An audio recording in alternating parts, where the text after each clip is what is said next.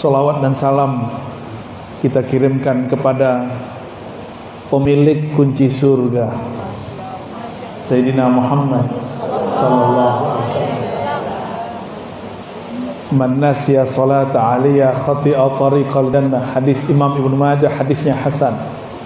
Siapa yang lupa sengaja berselawat kepadaku, dia akan khati'ah. Ketika hendak ke surga dia salah jalan.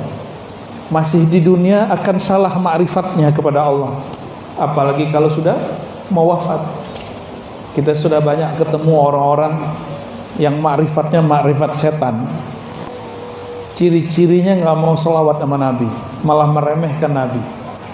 Malah sering kemudian mengatakan, oh Muhammad yang dikubur di Madinah itu nggak usah. Ya ada Muhammad dalam badan saya. Nah ini kalam-kalam berbahaya.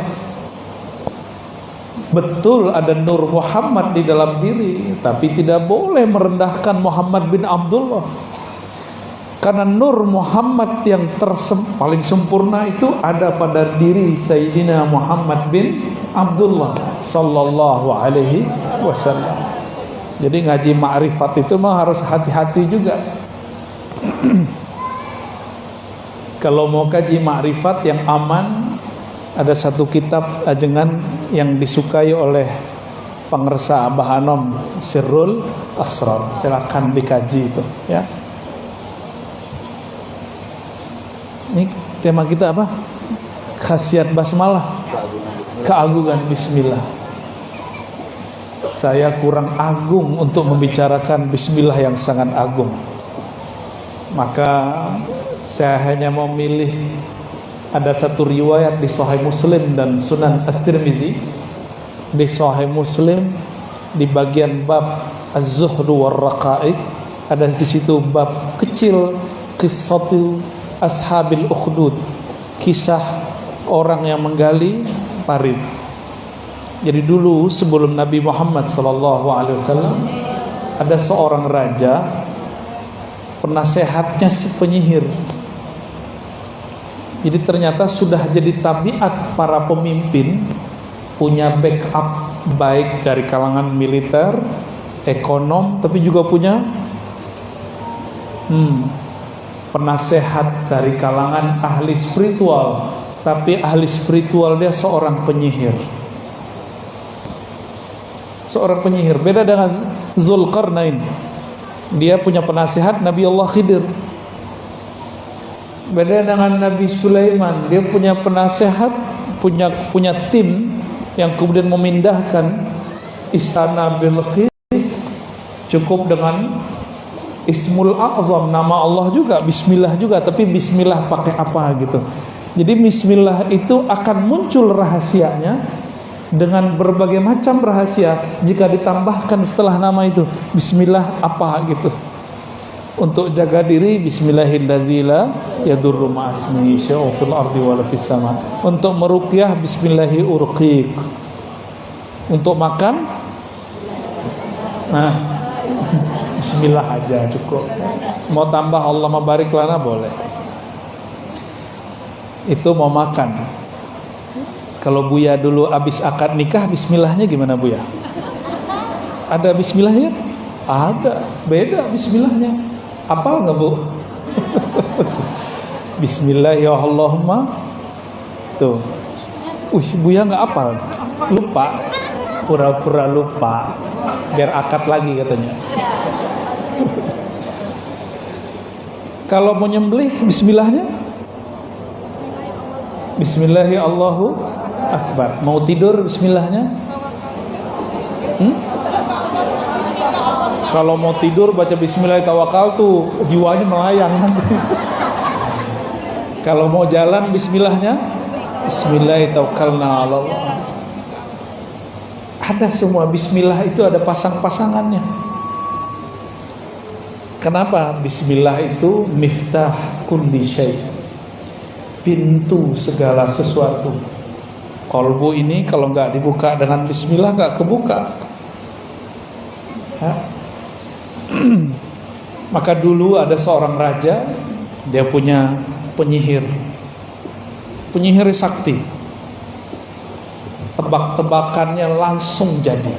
Karena dulu sebelum zaman Rasulullah SAW itu pintu langit masih dibuka. Lahir baginda Nabi Muhammad SAW, pintu langit langsung ditutup. Maka dulu dukun dengan Nabi ramalannya hampir sama. Hampir sama, berarti tidak sama. Apa yang mereka prediksi terjadi. Itu dukun-dukun di zaman dulu. Zaman sekarang saya nggak percaya sama sekali sama dukun, sama sekali. Kenapa pintu udah ketutup kok? Kecuali ada wali nyamar jadi dukun. Atau orang yang disebut dukun tapi dia bukan dukun, dia ustadz. Karena orang kampung nih nggak bisa bedain mana beda dukun sama wali. Wali dia sebut dukun, dukun dia sebut wali. Sekarang banyak begitu. Lalu si dukun atau penyihir yang menjadi penasihat raja ini memanggil raja. Ini hebatnya dulu penasehat, boleh manggil raja. Tuan raja, kemarilah. Ada yang hendak aku sampaikan dan ini penting. Akhirnya Tuan Raja datang. Wahai guruku, dia anggap dia sebagai gurunya. Wahai penasehatku, apa gerangan denganmu? Lalu kemudian penyihir ini mengatakan, wahai Tuan Raja, tubuhku sudah menua. Ternyata si penyihir ini sudah tua. Aku khawatir ilmuku nanti tidak ada yang mewarisi. Lalu aku mati, tidak ada yang mengawalmu, tidak ada yang menasihatimu. Lalu kata si raja, carikanlah, kata si penyihir ini, pewaris untukku anak muda yang berbakat. Maka dia buatlah sayembara, cari pemuda yang berbakat. Dari sekian banyak pemuda, ada satu pemuda yang sangat unik, terpilih menjadi orang yang akan belajar mewarisi ilmu penyihir. Jadi ilmu sihir itu bisa diwariskan. Sebagaimana ilmu baca kitab bisa diwariskan, ilmu zikir bisa diwariskan. Walhasil anak muda ini berangkatlah dari rumahnya, minta pamit kepada ibunya. Jadi berangkat pagi, pulang sore. Pagi, pulang sore. Begitulah terus. Sampai di tengah jalan ternyata ada seorang kekasih Allah manggil dia. Disebut dalam kitab rahib, seorang rahib. Dulu rahib tidak menikah. Sekarang kalau Buya menikah, Buya ajengan menikah. Alhamdulillah. Dulu rahib ustadz gak menikah dulu. Si rahib ini mengatakan, wahai pemuda, maukah kamu aku ajarkan yang lebih bagus daripada yang diajarkan penyihir? Ternyata si rahib ini dengar bahwa si pemuda ini terpilih. Ini laki-laki anak muda terpilih. Apa kata anak muda? Loh, kalau aku telat datang ke istana, nanti penyihir marah kepadaku. Kata si pemuda. Si rahib kemudian mengajarkan sedikit siasat, bukan bohong. Ini cuma siasat untuk kebaikan dia. Wahai anak muda, jika engkau telat ditanya oleh penyihir, katakan, habasani ahli, keluargaku, ibundaku, ayahku menyuruhku sesuatu tugas. Terus sehingga aku telat datang kepadamu. Si pemuda ngomong lagi, kalau nanti aku pulang, jadi beliau buat MOU, sebelum kamu ketemu penyihir belajar sejenak, sebelum pulang belajar sejenak. Nanti ketika aku mau pulang, aku telat, nanti ibuku nanya gimana? Apa kata si rahib? Katakan kepada ayah bundamu bahwa aku banyak tugas dari penyihir. Gak salah juga tuh, banyak tugas. Akhirnya itu terjadilah, berlalu beberapa hari. Penyihir mengajarkan satu ilmu pakai nama Allah juga, tapi nama Allah yang disimpan oleh iblis. Iblis itu tidak sakti kalau nggak nyebut nama Allah, maka dia sebut nama Allah juga, tapi tambah-tambahan yang aneh. Sedangkan si rahib juga mengajarkan nama Allah, tapi di hadis dirahasiakan nama Allahnya.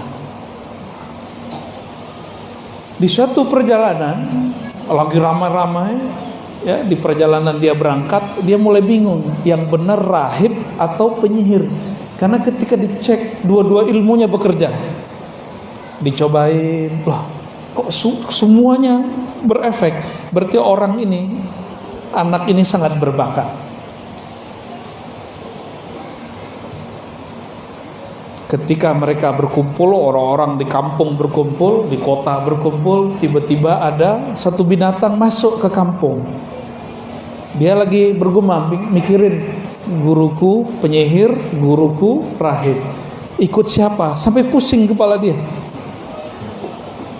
Ketika semua orang berkumpul dan menjerit, ada yang masuk ternyata al-asad. Di dalam bahasa Arab al-asad artinya singa. Singa itu berbahaya, buas. Semuanya berteriak kecuali dia. Dia baru kaget melihat ada singa. Dia kemudian maju, jadi pahlawan. Ternyata dia maju bukan jadi pahlawan. Dia ambil batu, dia lagi ngecek ilmu siapa yang lebih manjur. Apa kata dia? Yang pertama mengajarku bukan penyihir tapi rahib. Karena sebelum ketemu penyihir, ketemu rahib dulu. Kata dia, ya Allah, jika ilmu yang engkau ajarkan kepadaku melalui si rahib itu lebih hebat, afdal. Dia gak bilang lebih benar, lebih hebat daripada ilmu yang diajarkan penyihir, berarti ilmunya benar dua-duanya. Cuma ada yang lebih sahih, ada yang tidak sahih, ada yang lebih mulia, ada yang tidak mulia. Maka dengan batu ini ya Allah, matikanlah singa yang mengganggu penduduk. Dia ambil, dia baca doa bismillah yang diajarkan oleh si rahib.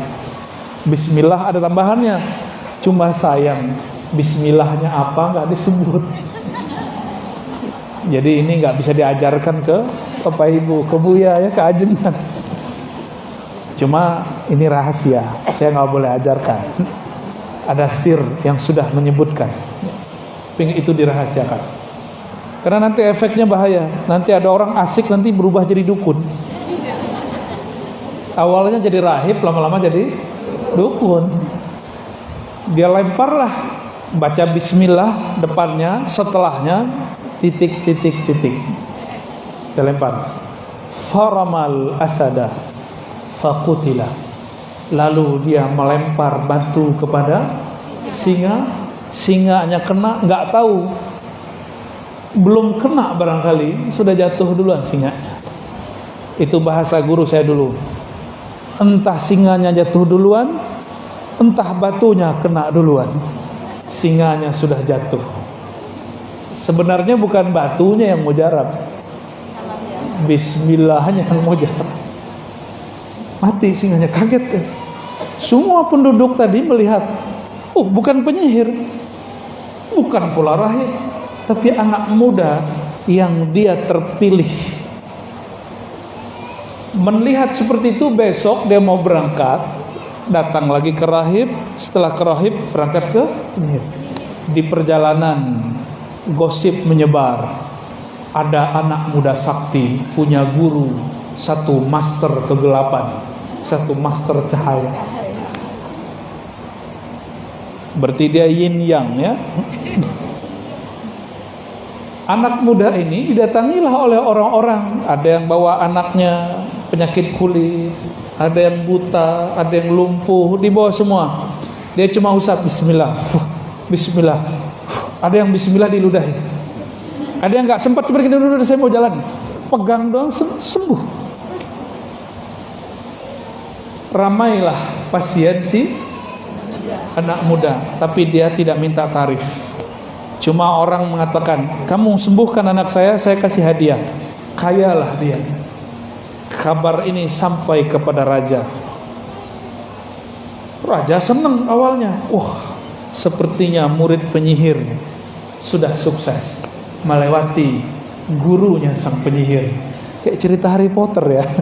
Beda. Ini ceritanya di Najran. Cerita ini pernah terjadi di Najran, ya, masih di daerah Jazirah Arab. Dipanggillah oleh raja, dikirlah oleh raja, si pemuda ini mengamalkan zikir yang diajarkan, bacaan mantra yang diajarkan oleh penyihir. Ternyata tidak. Saya pernah belajar, saya kira orang itu ahli zikir, ternyata penyihir. Yang diajarkan zikir aja kan. Tapi semenjak saat itu, detik itu saya mengamalkan, tahu-tahu kuntilanak mendekat. Ternyata orang ini punya piaraan kuntilanak. Dia kalau ada hajatan, dia panggil kuntilanak. Sengaja bikin rusuh, nanti supaya orang takzim ke dia usir kuntilanak, ya anak buahnya. Semenjak saat itu saya jadi penakut.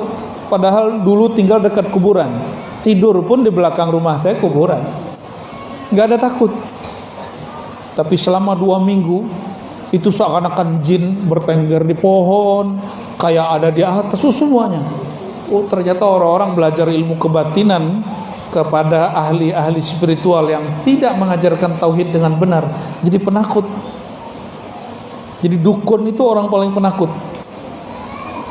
Penakutnya bukan main. Tapi anak muda ini nggak penakut.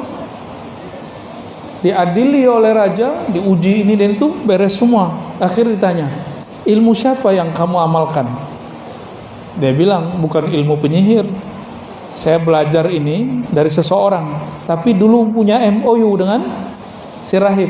Kamu jangan kasih tahu siapa aku. Tapi karena dia dipaksa, maka dia kasih tahu. Aku diajarkan oleh seorang rahib.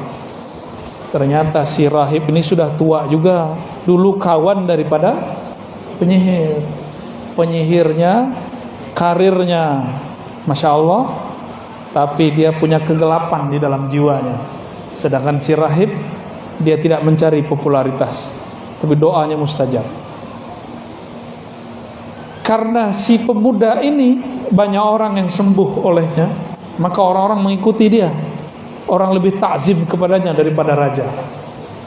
Ketika dia mengatakan yang mengajarku seseorang tapi bukan penyihir, dicari tahu, ketemulah si rahib. Si rahib diadili lalu digergaji. Tahu dari gergaji? Pernah kena suntik. Ada yang ahli suntik nih, anaknya Bu Hajah nih, bisa nyuntik dia, aulia. Disuntik aja sakit ya, kegores sedikit sakit. Ini digergaji. Ternyata sebelum anak muda ini diadili, dia sudah dipanggil oleh sang rahib. Kata sang rahib, wahai Ananda, engkau telah mencapai yang aku belum pernah mencapainya. Engkau diberikan kehebatan yang mana aku belum pernah mempraktekkannya. Ternyata si rahib ini nggak pernah praktek ngobatin orang, nggak pernah ngambil batu terus ngelempar singa mati singanya.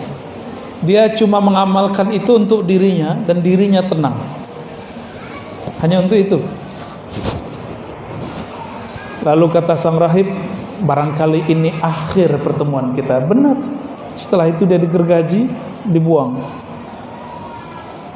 Si pemuda ini karena sakti, rajanya takut. Panggil jenderal-jenderal semua, buang si pemuda sakti ini ke bawah jurang. Dibawa ke tebing, tebingnya paling curam, dilempar. Dilemparnya sore, besok pagi udah duduk di samping raja. Raja stres ngeliat dia. Salah siapa ya? Akhirnya dipanggil lagi angkatan laut. Jenderal angkatan laut sini. Ini anak muda, kamu kerjain.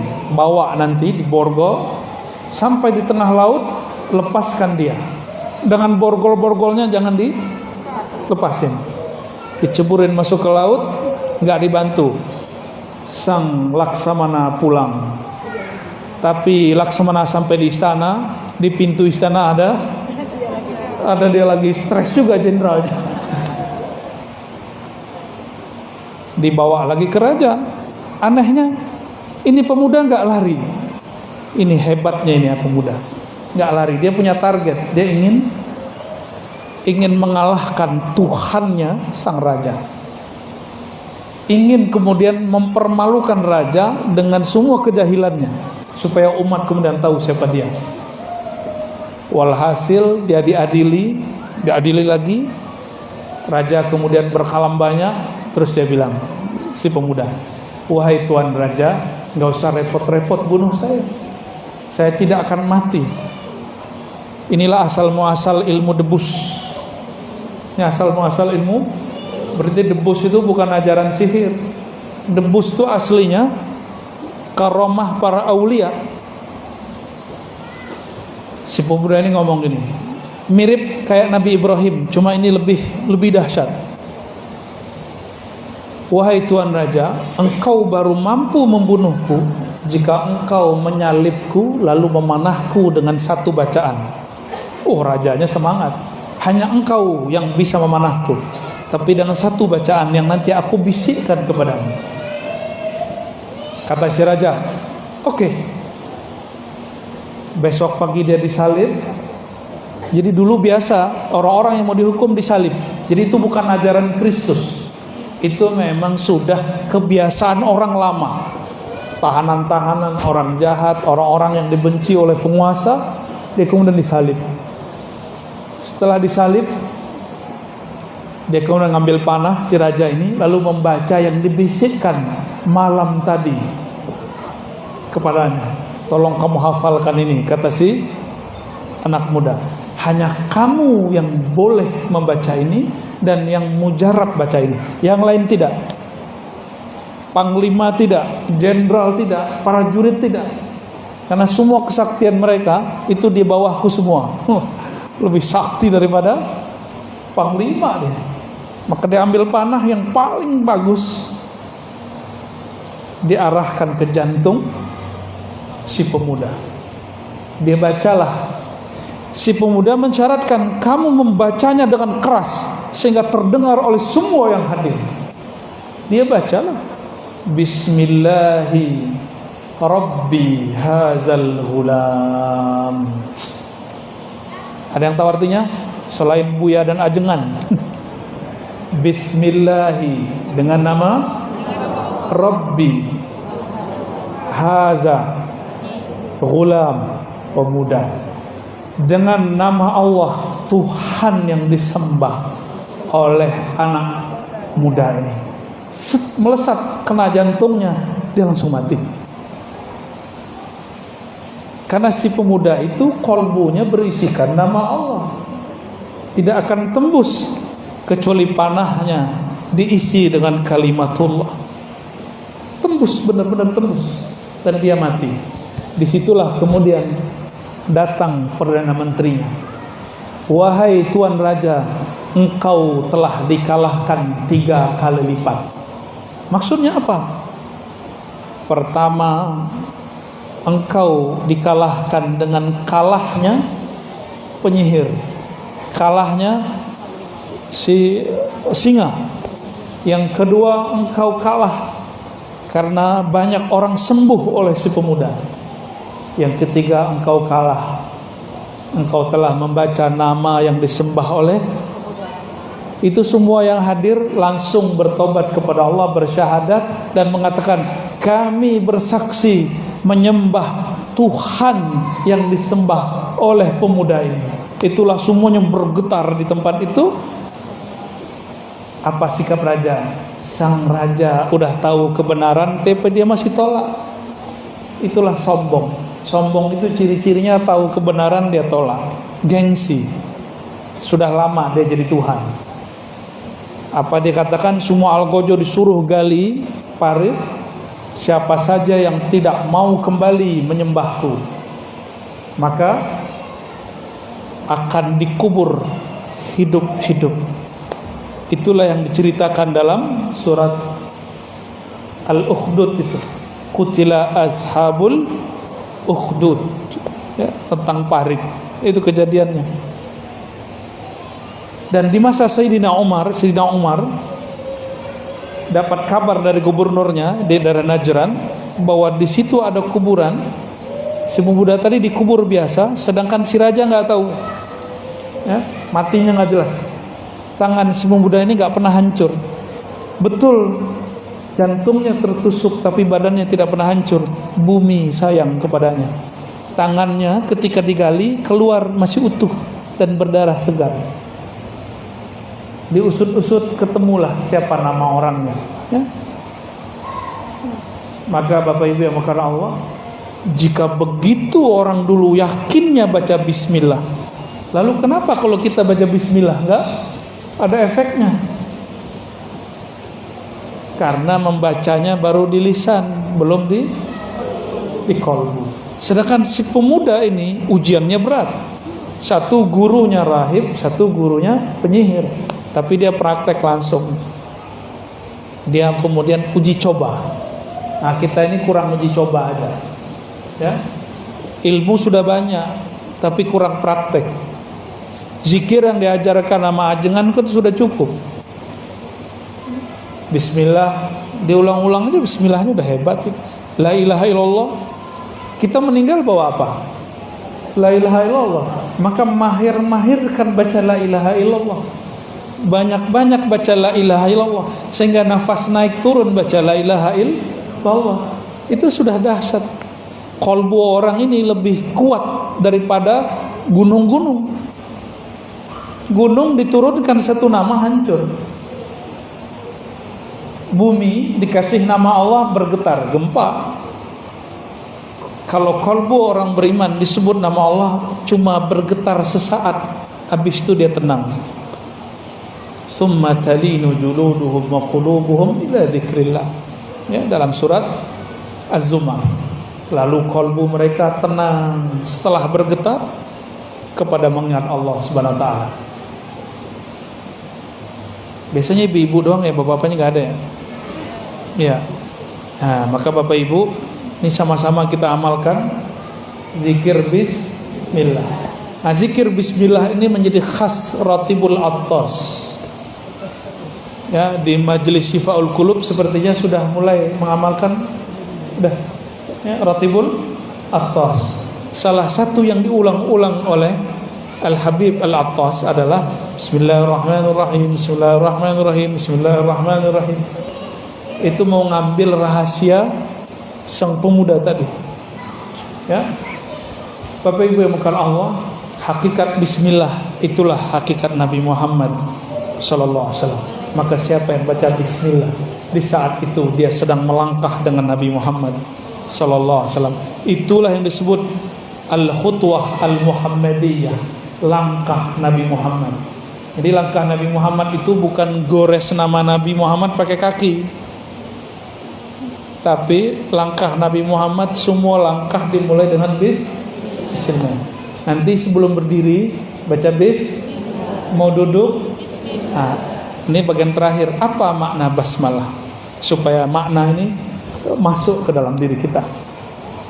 Bismillah ada beberapa makna. Saya nggak usah kasih makna yang berat-berat, yang ringan-ringan aja. Dalam bahasa Arab biasanya jarang dimulai dengan jar majrur. Ba itu huruf jar, dengan jar majrur nam. Biasanya dimulai dengan subjek, predikat atau kata kerja. Sekarang dimulai dengan. Apa maknanya? Berarti nama Allah lebih penting daripada orang yang bergerak itu. Nama Allah lebih penting daripada aktivitas yang mau dia buat. Maka dimulakan dengan nama Allah Subhanahu wa taala. Ya. Jadi bermula aku melakukan sesuatu dengan nama Allah. Itu maknanya abtadi'u bi bismillah. Jadi ada lafaz yang disembunyikan di dalam hati, yang dilafazkan cuma bismillah. Apa lafaznya? Aku mulakan segala sesuatu dengan nama Allah. Jadi sebelum mengapain, apa yang kita baca di hati? Lisan, di hati. Aku mulakan segala sesuatu, baru baca bismillah. Orang melakukan ini 40 hari aja jadi kekasih Allah. Jadi wali Allah langsung. Karena 40 hari dia mengamalkan itu, mau ngapain aja, mau berdiri, duduk, makan, mau ngapain saja begitu. Ciri-ciri kekasih Allah, lisannya la yazalu rataban bizikrillah, senantiasa basah menyebut nama Allah. Lisan hakiki bukan ini, lisan hakiki ada pada kalbu. Kalbu yang selalu tidak putus menyebut namanya, kalbu itulah kalbu kekasih Allah. Kekasih Allah itu bukan orang yang punya performan berserban berkopiah, tapi orang yang di dalam kalbunya ada hiasan Bismillahirrahmanirrahim. Tadi baca kayak pakai baju, pakai jilbab, pakai bismillah nggak Bu? Beneran. Copot baju baca bismillah nggak? Beneran. Ntar diintip sama jin-jin nakal. Jadi yang minat sama tubuh kita ini bukan hanya manusia, makhluk halus bernama jin. Ini bukan memfitnah jin loh Pak ya. Itu minat sama tubuh ibu-ibu, tubuh bapak-bapak ini. Hati-hati, ada jin nakal juga Pak, bisa ngerayangin ojongan mau buya ini. Tapi kalau mereka buat dipegang, kebakar, jinnya kebakar, panas. Ada nama Allah di dalam badannya. Alhamdulillah. Mau nama Allah mengalir di setiap darah, amalkan zikir khafi yang diajarkan ajengan. Zikir khafi udah diajarin. Zikir khafi setelah baca la ilaha illallah, diam, lidah dikunci, jantung kolbu ikatkan dengan namanya. Sebut nama Allah, Allah, begitu, Allah, Allah. Maka setiap darah itu memompahkan darahnya, jantung memompahkan darah ke seluruh tubuh. Di darah itu ada namanya. Kalau nanti malaikat maut mau cabut, dia lihat ada nama Allah. Wah, ada engkau ya Allah, namamu. Maka dia lapor, ya Rabb, di dalam tubuh si fulan ada namamu, sedangkan engkau tidak pernah jauh dari hamba yang ada namamu. Apa kata Allah? Lembutkan ketika engkau mencabut nyawanya. Nggak bisa juga.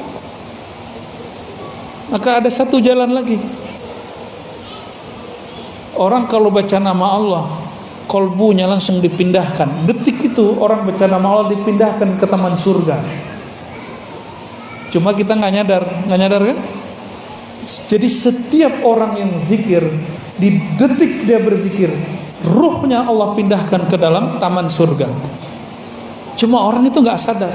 Kenapa? Kolbunya punya mata basirah belum terbuka. Kalau Allah bukakan sekali, dia akan merasakan minimal ketenangan. Tenang itu sudah di surga itu. Karena mata ini tidak bisa mengibaratkan apa yang dirasakan kolbu. Nabi mengatakan mala ainun ra'at. Mata tidak pernah memandangnya, telinga tidak pernah mendengarnya, tidak mudah juga terbersit di kolbu manusia. Kolbu manusia. Tapi kalau kolbu ini mengenal Allah, apa kata Nabi? Dia telah masuk riyadul jannah, taman-taman surga. Jadi nanti ibu-ibu yang hadir ini rajin-rajin zikir khafi, zikir kolbu, sebut nama Allah, maka di tubuh kita mengalir. Itulah sebabnya tadi almarhumah Bunda Tina bisa menyebut nama Allah, karena dia sudah menabung nama. Kita kalau lagi ada masalah, apapun masalahnya, yang di ATM keluarnya, ada urusan ini kita bayarin. Kalau di dalam ATM nggak ada apa-apa, utang ada, gimana mau bayarnya? Nanti kita punya masalah paling besar. Masalah paling besar dicabut nyawa oleh malaikat maut. Maka tabunglah nama Allah di kolbu. Dia akan hormat kepada orang yang akan dicabutnya. Jadi dia hormat dulu. Salam ta'zim dariku, wahai hamba Allah. Ya ayyatuhan nafsul mutmainnah. Diundang. Ini kalam dari Allah, wahai hamba Allah, aku tidak berani mencabutmu, tapi Allah sudah mengundangmu. Kalau diundang presiden senang nggak? Senang. Oh, saya belum tentu senang. Kita diundang juga, tapi nggak semua undangan kita terima. Ya, diundang gubernur, diundang bupati, senang nggak? Senang. Apalagi bisa selfie sama si pejabat. Di belakang hujat dia, pas ketemu selfie sama dia. Banyak yang begitu. Ya, Bapak Ibu yang bukan Allah, kalau yang ngundang Allah berarti orang ini spesial. Wahai jiwa yang mutmainnah, jiwa yang mutmainnah, kembali ke makna yang ada dalam surat Ar-Ra'd, ala bidzikrillah tatmainnul qulub. Ketahuilah, hanya dengan menyebut nama Allah qalbu menjadi mutmainnah. Maka jiwa mutmainnah yang dipanggil dalam akhir surat Al-Fajr itu jiwa yang berzikir. Boleh kita artikan, ya ayyatuhan nafsul mutmainnah, wahai jiwa yang sudah tenang dalam nama Allah. Itu maknanya. Wahai jiwa yang sudah damai dalam menyebut nama Allah, berpulanglah kepada Allah. Irja'i ila rabbiki, pulanglah kepada Tuanmu. Rabb dalam bahasa Arab itu artinya Tuan, pemilikmu. Siapa yang memilikimu, wahai qalbu, wahai jiwa? Itulah pemilik surga. Ila rabbiki radiyatan mardiyah. Senang gak kalau dijemputnya pakai kendaraan yang bagus, disambut oleh orang-orang yang mulia? Senang gak? Senang. Ini bukan curhat. Saya dulu pernah diundang di suatu yayasan besar, tapi si ketuanya ada, tapi dia gak menyambut saya. Padahal acara-acara dia. Mau pulang, saya tunggu-tunggu. Mana nih ketuanya? Mana nih kiainya? Enggak juga muncul. Begitu ya cara kamu nyambutnya dalam hati. Bukankah sunnah Nabi, orang percaya kepada Allah hari akhir, falyukrim dhaifah, hormati tamu. Saya sudah tahulah ukuran dia, ya sudah. Secara manusiawi kita tersinggung dan gak nyaman. Jadi 2 hari di tempat itu hati saya tersiksa, gak nyaman sama sekali. Bayangkan orang-orang yang tidak disambut oleh sang pemegang kunci surga, maka dia dalam masa penungguannya dalam barzakh, sedihnya bukan main. Itulah siksa yang sebenarnya. Alam barzakh itu rajanya Nabi Muhammad, padang mahsyar rajanya Nabi Muhammad. Ana sayyidu waladi Adam yaumal qiyamah. Aku rajanya manusia di hari kiamat. Hari kiamat dimulai dengan kematian. Oleh karena itu, dalam baca bismillah ada satu makna lagi yang mesti difahamkan. Aku mulakan dengan nama Allah mengikut Sayyidina Rasulullah. Coba ulangi. Aku mulakan dengan nama Allah mengikuti Sayyidina Rasulullah sallallahu alaihi wasallam. Maka saya dapat ijazah dari guru-guru saya, mulailah jalan dengan baca nama Allah, lalu baca salam salawat kepada Rasulullah. Jalan maka engkau sudah bersamanya. Kalau wafat syahid di jalannya. Jika engkau meninggal, engkau disambut oleh ruhnya, ruh baginda Nabi Muhammad sallallahu alaihi wasallam. Jika masuk kubur, Munkar Nakir gimana mau nanya? Kan Munkar Nakir pertanyaannya apa? Siapa Tuhanmu? Dia sudah bersama Allah. Munkar Nakir bertanya yang kedua, apa pertanyaannya? Ini wajah siapa? Lah yang punya wajah bersama dia, disebut-sebut terus namanya lewat kalbunya. Maka Munkar Nakir itu pertanyaan imigrasi akhirat, tidak akan ditanyakan kecuali formalitas kepada orang yang sibuk menyebut nama Allah dan cinta kepada baginda Rasulullah sallallahu alaihi wasallam. Semoga kita yang hadir semua ini, Bapak Ibu semuanya, orang-orang yang hatinya larut dalam nama Allah, kalbunya penuh cinta Rasulullah. Termasuk kami yang berkalam, Ajengan Asep, ya, Buya Junaid Akbar, Junaidi Akbar, ya, dan semua yang hadir, semua panitia, semua khidmat kita dalam nama Allah, mengikuti baginda Rasulullah sallallahu alaihi wasallam. Ya. Enggak ada tanya jawab kan? Ada. 2. Oke. Tafadhal.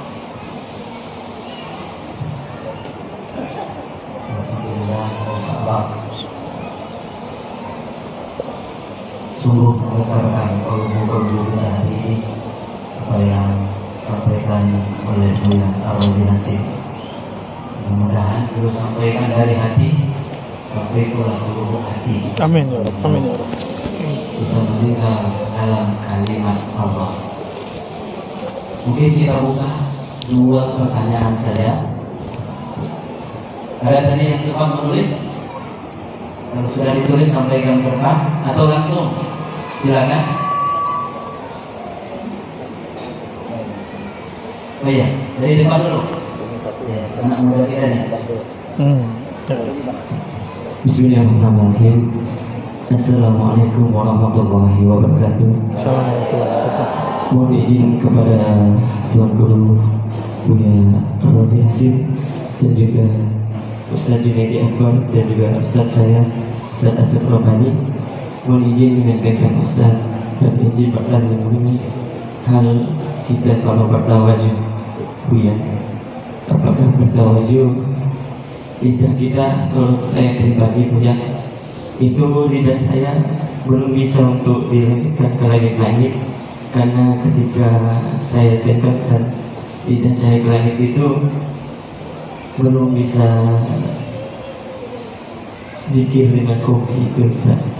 Apakah itu diperbolehkan? Mohon izin untuk mengenai tawajuh Ustaz, karena saya juga mohon doanya.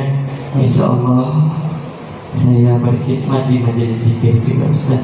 Saya selaku pemuda, umur saya masih 22 tahun Ustaz. Mohon doanya untuk selalu hati saya dapat beristiqomah untuk berzikir kepada Allah Subhanahu wa taala. Sekian wabillahi taufiq wal hidayah. Wassalamualaikum warahmatullahi wabarakatuh. Assalamualaikum. Memejamkan mata, mengunci lidah.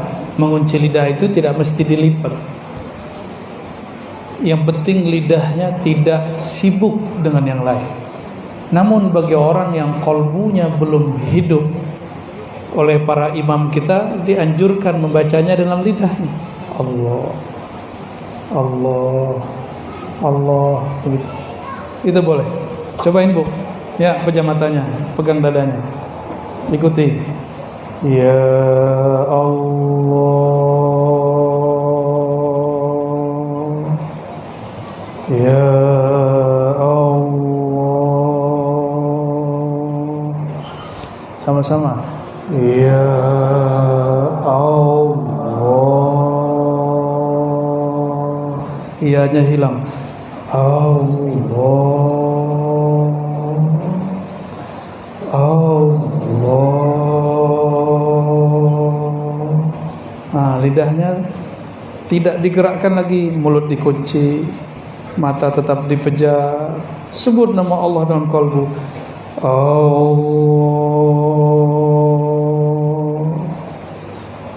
Allah,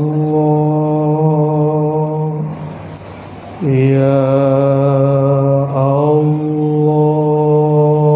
Muhammad Rasulullah SAW. Ya, cukup. Terasa nggak terasa, nama Allah sudah masuk. Ya, jadi rasa itu nggak mesti dikunci lidahnya. Yang penting kolbunya bergerak menyebut nama. Karena hakikat yang menyebut nama itu kolbu. Tapi jika kolbu belum bisa sendiri, temani dengan lidah. Allah, Allah, Allah. Ya. Tapi sebaik-baik zikir khafi, ma khafi, yang suaranya tidak terdengar. Kita baca dengan lidah, tapi cuma kita yang dengar. Itu juga boleh. Ya, jadi jangan sampai kalau lidahnya belum dikunci ganggu orang. Gitu ya. Nikmat orang yang kolbunya ada nama Allah, hidupnya nggak pernah kesepian. Berarti orang-orang yang kesepian siapa? Yang kolbunya sepi dari nama Allah. Kolbunya sepi dari nama Allah. Orang yang menyebut nama Allah di kolbunya, Allah menyebut namanya dalam zatnya. Orang yang sebut nama Allah di keramaian, Allah sebut nama dia di majlis para syuhada, majlis para aulia, majlis para anbiya, mursalin dan malaikat. Itu yang disebut selebritis langit. Jadi ada selebritis langit, walaupun nggak banyak follower di Instagram nggak apa-apa, nggak banyak teman di Facebook nggak apa-apa, bahkan nggak punya IG dan Instagram nggak apa-apa. Yang penting nama kita disebut-sebut di sana. Tapi nama yang mana yang disebut? Nama yang dikasih orang tua? Belum tentu. Nama yang Allah kasih kepada kita. Setiap hamba itu dikasih nama, Pak. Nama kehambaan. Pakai Abdun di depannya. Abdullah, Abdurrahman, Abdurrahim. Itu namanya kehambaan. Nah, masing-masing kita ada nama itu. Ya. Jadi nggak usah khawatir. Waktu tawajuh langsung. Ya, lanjut. Siapa lagi yang mau tanya? Ya. Assalamualaikum. Kami ini penggemar Ustaz. Setiap hari di rumah dengar suara Ustaz. Jadi sering Ustaz bilang ada ijazah seperti Doni itu bilang di rumah apa sama itu. Mobil itu kami begitu di rumah kita amalkan itu bisa. Dan kita berzikir itu Ustaz belum bisa masuk benar-benar masuk ke hati. Memang kalau bersama-sama nih rasanya kita banyak hal lain. Kita banyak hal lainnya. Jadi memang kadang-kadang karena banyak dosa kalau dia tanya. Jadi mohon penjelasan. Jazakallahu khair. Assalamualaikum warahmatullahi wabarakatuh. Nonton kenapa bisa konsentrasi? Karena ada yang dilihat. Pernah nonton tapi subtitlenya nggak ada, bahasanya bukan bahasa Indonesia, bisa fokus nggak nontonnya? Nah, paham maksud saya? Kalau ingin menonton kolbu, pahami yang dibaca, kenali yang punya nama. Kalau sudah kenal yang punya nama ini pemilik alam semesta. Kalau sudah kenal dengan nama Allah, nama Muhammadur Rasulullah, nama Sayyidina Muhammad Rasulullah, itu nama yang paling dicinta di alam semesta. Ini pohon-pohon, itu setiap hari dia baca Assalamualaikum ya Rasulullah. Kalau enggak mati dia. Kalau dia enggak sebut nama Allah sama Rasulullah, mati itu pohon. Maka sahabat Nabi ketika mereka menemani Rasulullah SAW jalan, mereka dengar. Jadi sahabat Nabi dengar apa sapaan pohon-pohon, sapaan batu-batu. Itu batu dan pohonnya apa nama Rasulullah. Gimana kira-kira tuh? Kalau ajengan datang ke masjid subuh-subuh, pohonnya apa? Assalamualaikum ajengan. Pulang. Tapi beliau langsung zikir, la ilaha illallah, gitu, keluar zikirnya. Ya. Nabi Muhammad SAW setiap keluar begitu. Wali-wali Allah juga begitu. Kalau jalan kemana disapa, hewan-hewannya apa dia, pohon-pohonnya apa dia, malaikat pun sapa dia. Kata Nabi SAW, siapa yang istiqomah berzikir menyebut namaku, maka safahatkumul malaikah, malaikat akan menyalaminya. Di mana dia salami? Bukan hanya lagi zikir, lagi di mana? Di tempat tidur kita lagi lalai, wa fit turuq, dan di jalan-jalan. Jika kita disapa malaikat lagi tidur, lagi di pasar, lagi di jalan, berarti kalau lagi zikir bukan lagi disapa, dibersamai. Kok bisa pikiran kemana-mana? Wajar. Emang kalau ibu masih hidup di dunia, pikiran macam-macam, Bu. Nikmati aja. Kapan kita tahu pikiran kita banyak? Kalau sudah mulai zikir kolbu. Jadi sebenarnya ciri-ciri orang mulai dibukakan pintu khusyuk kepadanya, disebut nama Allah, lalu dia tahu, kok pikiran saya banyak ya? Itu awal khusyuk itu. Ya jangan berhenti, terusin. Zikir, pikiran kemana-mana lagi. Biasanya nggak sadar, sekarang sadar. Itulah yang disebut babul khusyuk, pintu khusyuk. Itu baru pintu, belum. Ya, di pintu kita ketuk terus, pintu kolbu. Kolbu itu punya pintu, pintunya langsung menuju Allah Subhanahu wa taala. Terserah nanti Allah mau undang kapan. Ya, kapan Allah akan mengundang kita masuk? Kalau hilang kedirian, keegoan. Maka dalam hikam Nataillah itu dikatakan, man talaba minallahi 'iwadan tuliba bisidqi fil amali. Lebih kurang begitu. Siapa yang minta pahala, minta sakti, minta tenang, minta khusyuk, maka Allah tuntut dia dengan sungguh-sungguh. Maka jangan minta macam-macam, zikir-zikir aja. Nikmat gak nikmat zikir, khusyuk gak khusyuk zikir. Berarti kita berzikir tanpa syarat. Bisakah mencintai Allah tanpa syarat? Beneran? Bisakah menyebut nama Allah tanpa iming-iming pahala?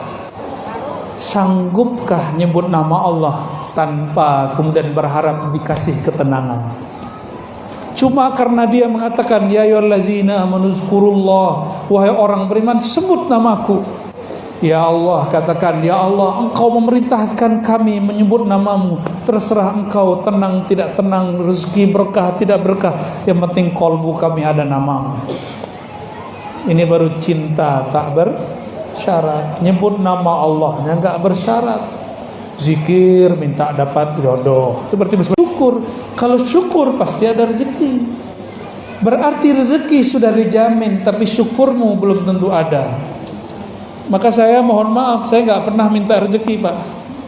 Serius. Saya gak pernah minta fulus, rupiah, dolar, ringgit. Gak pernah.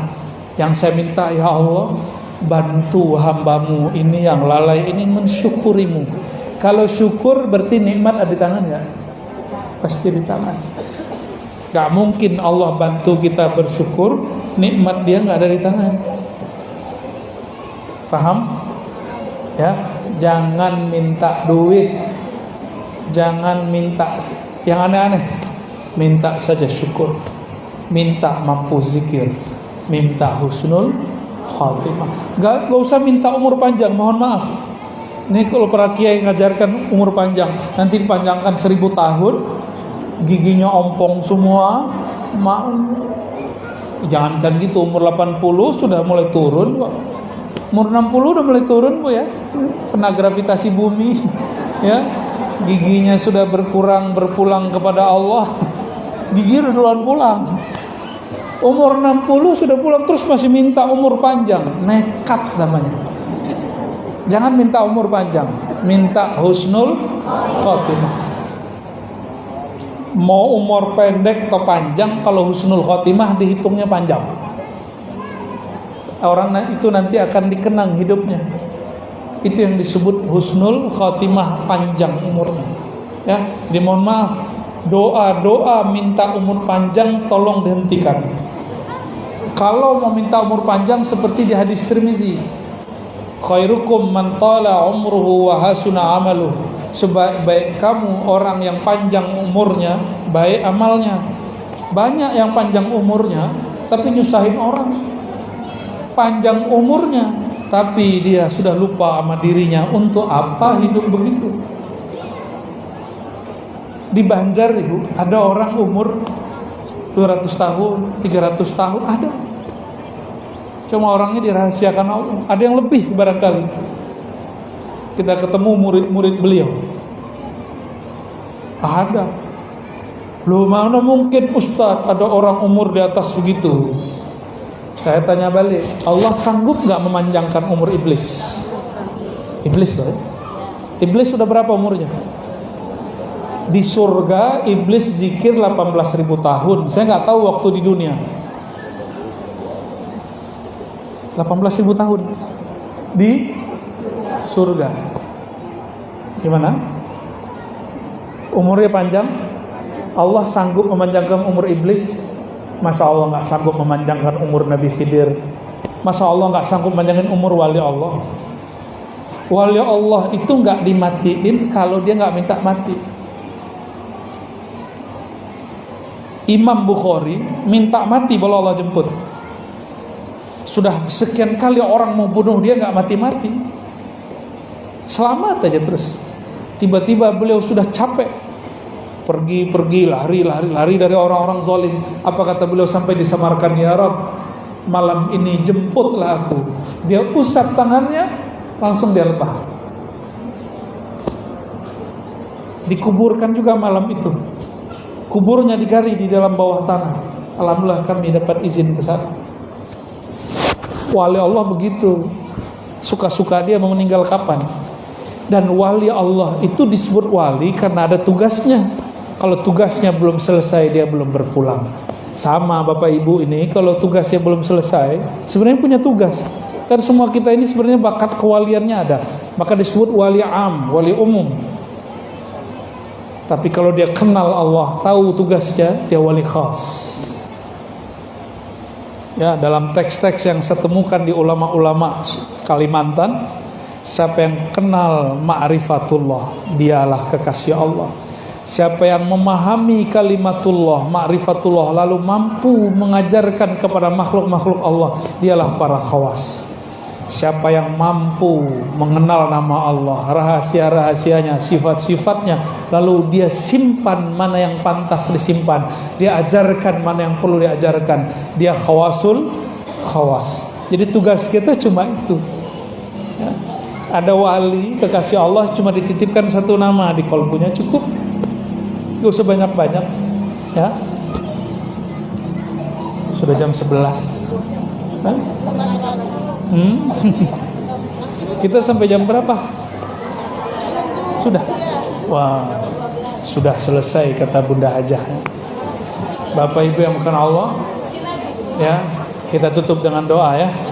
Mari. Semua yang saya ijazahkan di kajian-kajian yang Bapak Ibu dengar, selama sumbernya tidak potong-potongan yang tidak bertanggung jawab, silakan diamalkan. Kecuali talqin. Talqin mesti ke ahlinya, tidak bisa talqin min tariq online. Mesti langsung kepada ahlinya. Maka ambil ke beliau yang sudah dapat izin dari guru-gurunya. Tidak masalah ambil talqin dari siapa saja. Tapi kalau bai'at tariqat cukup satu syekh. Kecuali sudah jadi mursyid. Mursyid boleh banyak kapalnya, ya. Orang kaya punya banyak rumah. Orang yang berniaga pun punya banyak kendaraan.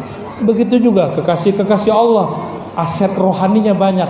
Jalan menuju Allahnya setiap nafas naik dan turun. Mari kita tutup dengan doa dan nanti di akhirat, ya Allah. Wa sallallahu ala sayyidina Muhammad sahibil wajhil karim wa ala alihi wa ashabihi al-aqram wa sallallahu alaihi wa ala ahli baitihi wa zurriyatihi wa warasatihi wal mahdi khalifatihi wa sallam walhamdulillahi rabbil alamin.